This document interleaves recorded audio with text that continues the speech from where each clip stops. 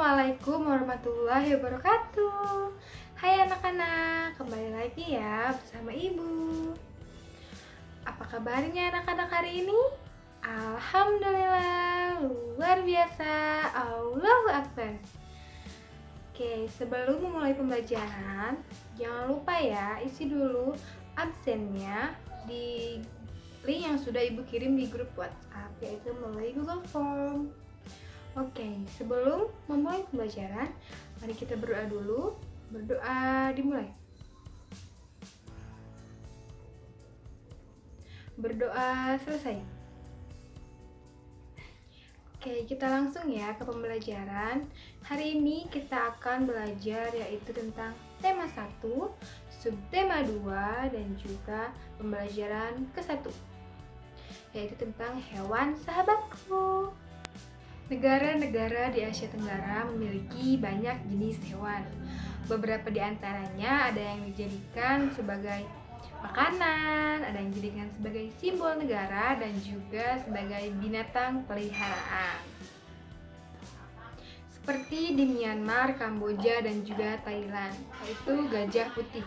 Gajah putih di Myanmar, Kamboja, dan juga Thailand dianggap suci. Menjaga gajah putih merupakan usaha yang mahal karena pemiliknya harus menyediakan makanan khusus untuk gajah. Lalu Indonesia dikaruniai luas lautan lebih besar daripada luas daratan. Luas lautan Indonesia mencapai 5,8 juta kilometer persegi. Lautan Indonesia menyimpan satu potensi besar. Di antara salah satunya adalah ikan tuna. Ikan tuna merupakan salah satu jenis ikan yang paling banyak dicari negara lain, yaitu oleh negara Jepang, Amerika Serikat, dan Uni Eropa. Selanjutnya adalah Malaysia. Salah satu hewan yang dilindungi oleh negara Malaysia, negara tetangga kita, adalah burung takur. Setiap hewan memiliki kemampuan berkembang biak. Dengan berkembang biak, hewan dapat melestarikan jenisnya. Nah, sekarang bisa dilihat ada gambar. Nah, siapa di sini yang tahu cara berkembang biak setiap hewan yang ada di gambar? Coba. Nah, sekarang kita bahas ya. Hewan berkembang biak dengan 3 cara. Yang pertama yaitu disebut ovipar, yaitu hewan yang berkembang biak dengan cara bertelur. Contohnya seperti apa? Ya, ayam, burung, dan juga bebek. Kalian bisa mencari lebih banyak lagi ya. Lalu yang kedua adalah vivipar, yaitu hewan yang berkembang biak dengan cara beranak. Seperti apa contohnya? Seperti harimau, gajah, kucing, dan juga orangutan. Dan yang ketiga adalah ovovivipar, yaitu hewan yang berkembang biak dengan cara bertelur dan juga beranak. Nah, contohnya salah satunya adalah ular. Beberapa jenis ular tidak selamanya berkembang biak dengan cara melahirkan. Ketika anak ular dilahirkan, nah masih ada anak ular yang terbungkus oleh cangkang telur. Nah, perkembangbiakan seperti inilah yang disebut perkembangbiakan secara ovovivipar, yaitu bertelur sekaligus melahirkan. Nah, selanjutnya kita akan membahas tentang potensi ekonomi negara-negara anggota ASEAN. Kawasan Asia Tenggara terletak pada jalur perdagangan dunia. Kawasan ini menjadi jembatan antara kawasan Eropa dan Asia Timur. Oleh karena itu, Asia Tenggara menjadi wilayah persaingan bagi pihak-pihak yang ingin memanfaatkan kedudukan strategis kawasan ini. ASEAN berperan sebagai wadah untuk menghindari persengketaan yang mungkin timbul. Dengan posisi yang strategis ini, setiap negara di kawasan Asia Tenggara memiliki kekayaan sumber daya yang menjadi kekuatan negara. Yang pertama, Brunei Darussalam. Negara ini terkenal dengan kekuatan sumber daya alam berupa minyak bumi dan gas alam. Brunei menjadi negara di Asia Tenggara yang memiliki pendapatan per kapita tertinggi karena gas alamnya. Yang kedua adalah Filipina. Filipina adalah sebuah negara kepulauan yang mata pencaharian sebagian besar penduduknya adalah di bidang pertanian. Filipina berhasil menjadi salah satu negara di dunia yang dapat membangun dan mengembangkan pertaniannya dengan baik. Beberapa produk unggulan hasil pertaniannya diekspor ke berbagai negara, seperti nanas, padi, kelapa, dan juga gula. Hasil pertanian ini juga yang menunjang perkembangan ekonomi negara ini. Lalu yang ketiga adalah Indonesia. Sebagai negara kepulauan terbesar di kawasan ini, Indonesia memiliki ragam sumber daya alam yang sangat kaya. Banyak hal yang dapat dikembangkan untuk memperkuat perkembangan ekonomi Indonesia.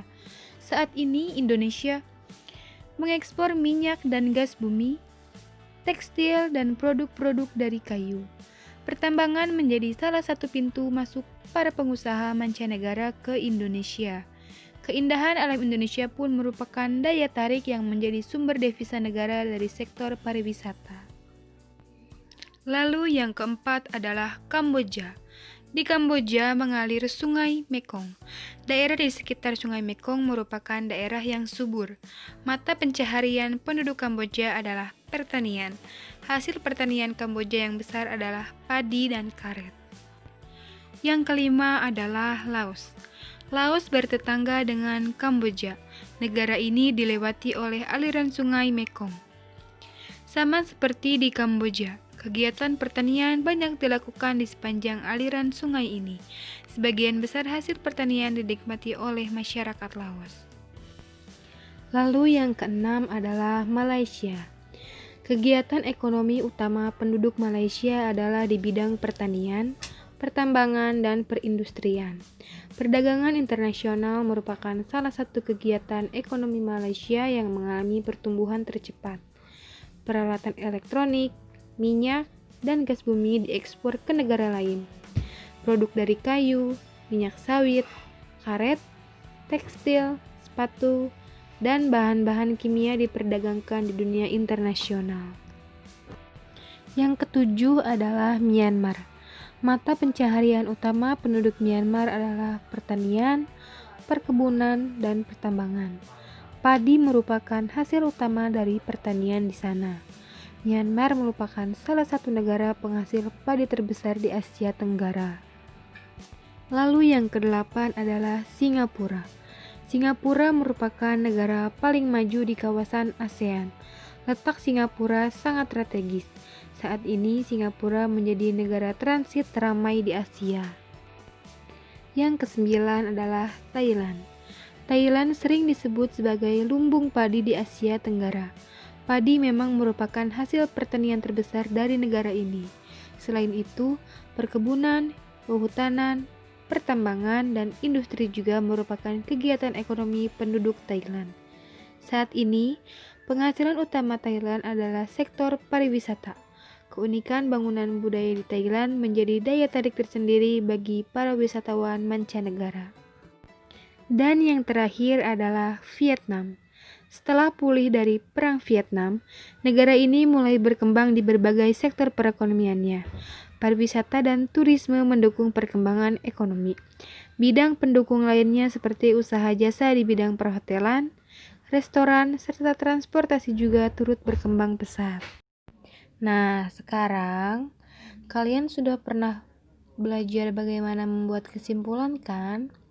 Sekarang kalian akan mendengarkan ibu membaca teks dan catatlah fakta-faktanya ya. Ayam merupakan hewan yang sering sekali kita temui di kehidupan sehari-hari. Selain bisa menjadi binatang peliharaan, ayam juga termasuk hewan yang bisa dimakan. Setiap harinya, pasti selalu ada manusia yang mengkonsumsi daging ayam dan telurnya. Ayam mempunyai sejumlah kemampuan yang unik, seperti pendengaran yang bagus. Jika pendengaran mereka mulai berkurang, ayam tinggal menumbuhkan sel pendengaran yang baru hingga kembali ke kondisi nyaris 100%. Dan ayam bisa terbang cukup jauh, dengan rekor terbang selama 13 detik mencapai jarak 92 meter. Nah, sekarang kalian tulis kesimpulan dari paragraf 1 dan paragraf 2 dibuat seperti gambar yang tertera ya. Nah, yang terakhir adalah jangan lupa pesan ibu, ya selalu ingat pesan ibu yaitu 3M. Yang pertama, memakai masker, yang kedua mencuci tangan, dan yang ketiga menjaga jarak minimal 1,5 meter. Cukup sekian pembelajaran hari ini, kurang lebihnya mohon dimaafkan. Wassalamualaikum warahmatullahi wabarakatuh.